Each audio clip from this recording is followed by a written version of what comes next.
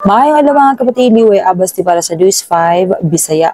Gipaimbestigahan na sa Dumanhog, Cebu Local Government ang flood control project sa barangay Kang Aktol human kini mabungkag sa pagigo sa bagyong Verbena. Migunuog og nagkabitak-bitak ang bahin sa proyekto tungod sa kusog nga ragasa sa tubig nga samot tungod sa natigom nga tubig sa kilid sa estruktura gikan sa sunod-sunod nga pag-ulan. Sumala sa mga awtoridad, mihuyang ang pundasyon maong nabitak ug mikolaps ang sementadong bahin ug apil usab nga nadaot ang railings. Gipasabot ni Mayor Gungon Gika nga tulo pa lamang ka tuig sukad na human ang proyekto, hinungdan nga iyang gisugo ang Department of Public Works and Highways nga imbestigahon kung substandard ba ang paghimo niini ug nganong dali ra kini nadaot.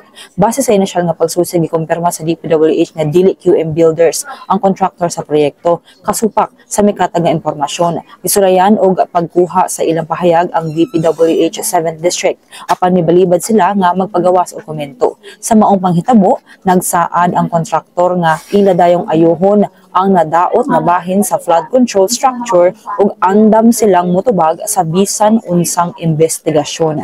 Kini sa lamang atong update, magpadayon na sa pagbantay sa social media pages sa News 5 para sa uban pa mga balita ug update. Amping tang tanan.